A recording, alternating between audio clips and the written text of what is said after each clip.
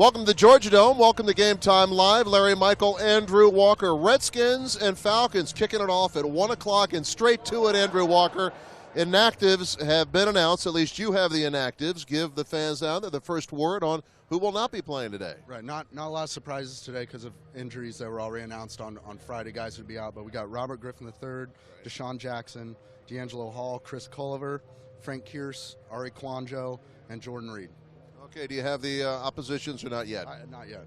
I know you get those early from Tony Wiley. Let's step aside and watch some of the warm-up here inside the Georgia Dome, where it is very comfortable, obviously. It's going to be very loud in here. Jay Gruden talked about the noise here, and he talked about how, in fact, getting off the ball is the most important thing on defense. Obviously, your offense, Atlanta offense, knows the count. There's going to be a lot of noise here in this dome, and Redskins, obviously used to playing outdoors. This is a different environment here today. Right, and I kind of wish we could play outside today because it's really gorgeous here in Atlanta. But they've been preparing for this all week. They have those huge speakers outside, and they've been piping that music in real loud. Out in the indoor training facility, they have really loud speakers. So they've been preparing for this. But yeah, it's going to get loud. Atlanta's obviously really pumped up for this team, 4-0, a terrific start. So they're going to be loud, and the Redskins are going to have to be prepared for that.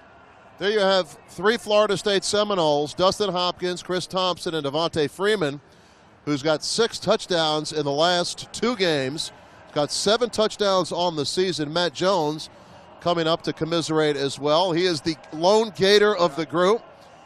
And what do you think about the Redskins defense here today, Andrew? Obviously stopping that man Freeman is one of the keys. Yeah, you got to stop Freeman. Tevin Coleman's expected to play. He hasn't played in a couple weeks, so their run game, is going to be solid like it has been. But obviously, you look on the outside, you see Julio Jones, the best receiver in football right now as far as stats go. So you have to figure out a way. The Texans were able to put a stop to Julio Jones last week, but Freeman went off. So Hankerson had over 100 yards and a touchdown. So you really have to figure out a way to balance it, be a little better against the run, stop the running backs who can catch the ball too out of the flat. So it's really going to be a challenge for the defense. And you take a look at going a little bit more in depth in terms of the Redskins secondary because of the injuries. I saw D'Angelo Hall. He has a home here in Atlanta, obviously a former Atlanta Falcon. He said he's still a few weeks away from being ready. We don't know about Chris Culliver. That might be a week-to-week injury, but might be worse than that. We don't know. So really what we see here today could be what we're going to see in the coming weeks as far as corners for the Redskins. Right, and Redskins fans need to get to know Will Blackman. He's a 9-year veteran.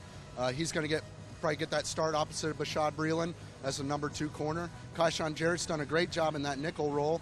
And then Quentin Dunbar. Quentin Dunbar might get some of his first extensive game action today at cornerback. Everyone knows his story. Converted wide receiver, moved over to cornerback during training camp out of necessity, really, because of all those injuries. So, it'll be interesting to see how the cornerbacks are able to contain these talented Atlanta wide receivers.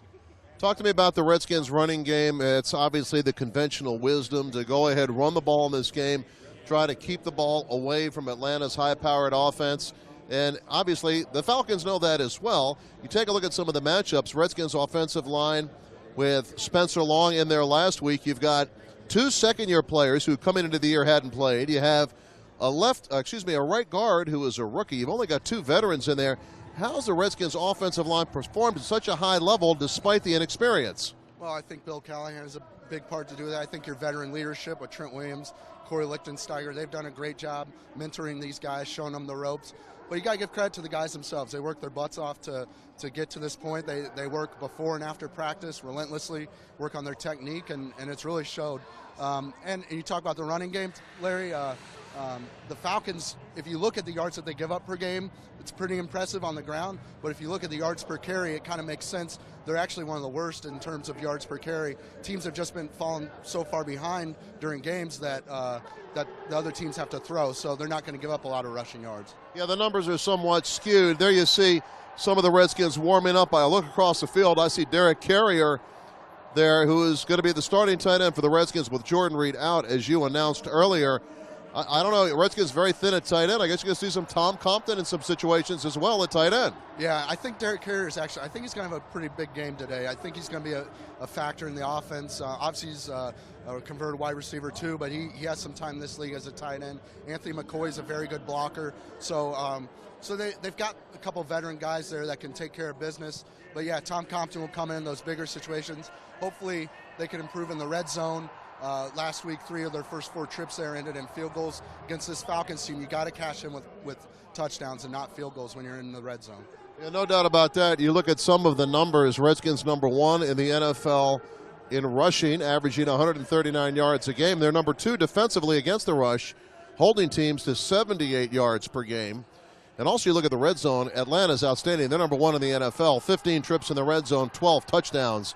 I know a lot of these numbers might not mean much once the game starts, but Atlanta's a formidable opponent. Yeah, well, you look at those numbers too. The Redskins, I believe, are tied for second in the NFL defensively in limiting touchdowns in the red zone. How's that for a stat? So something's got to give today. The Falcons obviously have some great weapons when they get close. So the Redskins have to hang tight on D and see what they can do when the Falcons get within that 20 and really bend but don't break.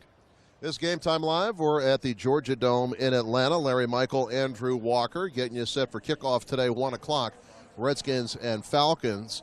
And you talk about the Redskins' next couple of games. You have a bye on the horizon. Redskins, 2 of the next 3 are on the road. Today here in Atlanta, next week at the Jets, then home against Tampa Bay. Not that we're going to look ahead, but you get that bye week coming up. Now, this would really compound the value of a victory here, because then if you split one of the next 2, you go into the bye with a winning record. In the NFC East, man, that's a pretty good record. We'll see how this stands up after today's game, but an important game, an NFC game, so you want to win the games in the NFC. Well, that's why last week's game, it was so valuable in a lot of ways, but getting that win over the Eagles to get to 2-2, you're up at the top of the division. That's why it was so important. These next couple weeks can really help or hurt you, but you go into the bye week either way, hopefully with a win or another win or 2 under your belt, and then they're in decent position for the rest of the way. A lot of connections between these 2 teams. You see Joe Theismann there right to the right of the midfield insignia, Joe Theismann. What's Joe Theismann doing here, by the way? He's talking to Matt LaFleur, former Redskin coach, and you have Raheem Morris, you have Kyle Shanahan, you have 7 former Redskins coaches, including Terry Robisky, the former interim head coach for the Redskins. He is here. So does that make any difference, Andrew? What do you think? You've got a situation here where both teams know each other's coaches so well. I don't know if it necessarily means that either team really has an edge, but no doubt about it, Kyle Shanahan's got it going pretty good here down here right now. Yeah, that's right. And maybe just a little bit defensively, considering, there's a few guys on this Redskins defense that practiced every single day against Kyle Shanahan for at least a couple years, if not more. So, maybe it matters a little bit. Kyle is obviously very good at getting guys open, finding guys where they need to be. So maybe it helps a little bit. I agree with you, though. I think in the long run, Kyle's found a good formula here that's worked with some former Redskins coaches and players, and they're rolling, and hopefully the Redskins can put a stop to that. All right, well, I've held off long enough. It's time to get your keys to this game, Andrew Walker. And you can check out Andrew's great work on Redskins.com every single day. He and the newsroom crew, Steven Zarda, Brian Van Balen, Jake Ring Schreifels. Yes, him too. You guys break it down beautifully on a day-by-day basis. So what are the 5 keys to this game? Well, we've got stopping Julio Jones, number 1. He's the top receiver in the NFL right now. Got to stop him. Got a banged-up cornerbacks unit for the Redskins, but some veterans in there that can hopefully do the job. We talked about earlier in the red zone. We have to take care of the red zone, both sides of the ball. Redskins last week didn't do a great job of that, but they did it when it mattered most at the end of the game. So hopefully they can build some momentum off of that. Talk about time of possession. The Redskins offense can be the defense's best friend. So if they can control the clock with a good running game, then the defense will stay on the sideline, so the Falcons offense can't do anything. And then we talked about the crowd. You got to take the crowd out of it. So hopefully a couple quick scores and a couple maybe turnovers on the Falcons side will quiet this crowd, and they won't even be a factor. Yeah, a couple other names we have not mentioned. Leonard Hankerson, Very valuable member of the Falcons right now at the wide receiver positions. Kind of pushed Roddy White off to the side. A lot of rumors about Roddy White going to get shipped out of here. We'll see about that next week. He seems to be unhappy with his playing time and how many balls he's getting. But in addition to that, you got Chris Chester on the offensive line, someone the Redskins jettisoned, and their offensive line's playing pretty well, even though they've given up some sacks. Redskins had 5 sacks last game. Man, 5 sacks today. That might be a nice piece to this thing, wouldn't it? Yeah, and the Falcons are doing a good job protecting Matt Ryan so far. But like you said, the Redskins are kind of rolling up front defensively. They're stopping the run. They're getting in the backfield. Trent Murphy's had an outstanding game last week. Preston Smith, as a rookie, doing a great job. Kerrigan whiffed on a couple of those, but you know that won't happen every game. So I think the defense is kind of rolling at the right time here. So Matt Ryan likes to get the ball out quick, a la Eli Manning. But hopefully the Redskins can impose their will defensively a little bit. Yeah, we'll see. Thank you to Andrew Walker for stopping by. You can check him out throughout the game on Redskins.com. They'll be tweeting, they'll be Snapchatting, they'll be writing stories, updating the scoreboard, all the latest injuries. And don't forget to get that Redskins app. If you haven't already, get it at Google Play or iTunes Store. The Redskins app gives you up-to-the-minute coverage of the Redskins all day long, 24 hours a day. Our final thoughts here at the Georgia Dome, looking at this ball game, Redskins and Atlanta Falcons. Falcons flying high. They got a Thursday game against New Orleans. They're traveling to New Orleans. And in talking to some of the folks here, they feel very confident that they can handle the Redskins. I think, if the fans overlook the Redskins, that's one thing. If the Falcons overlook the Redskins, that would be something much different. And I think right now, it's a Falcon team that's playing with a lot of confidence, but the Redskins are playing with confidence as well. And I think the Redskins believe they can win here. There's Kirk Cousins right in front of us, hooking up with Derek Carrier. And there's the man right there. I guess he's the key guy here today.